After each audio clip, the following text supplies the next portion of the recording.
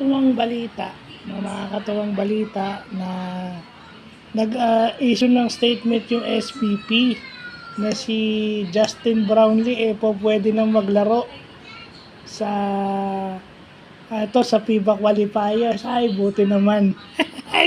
Thank you, Lord. God bless the Philippines. God bless Gilas. Yan.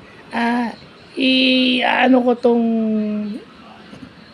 ikakapi ko yung yung statement ng FIBA together with this vlog.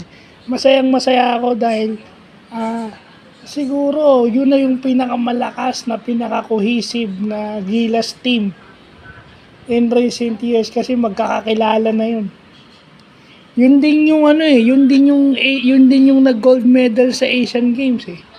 Sila din yun.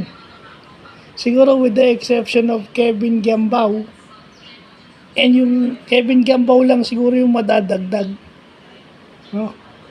Si Kevin Giambao lang. Usually mga Gilas din yun. Sila Edu, Sky, si KQ.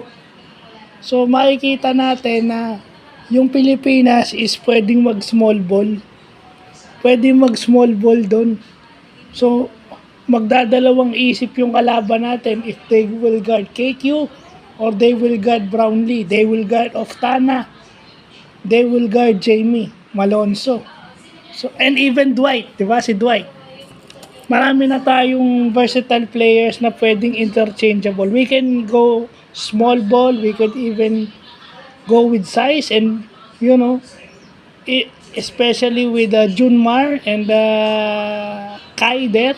Si Junmar and AJ Edu, no, parang hindi nawala si Japet no? Parang pinabata mo ulit si Japet with AJ Edu.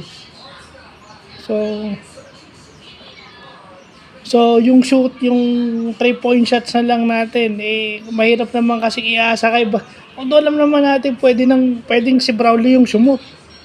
Pero kasi mababasa ng depensa yun pag si Brownlee yung shooter parate. So ang kailangan natin sa mga FIBA na yan, ang outside shooting natin tumatama o kumukonekta.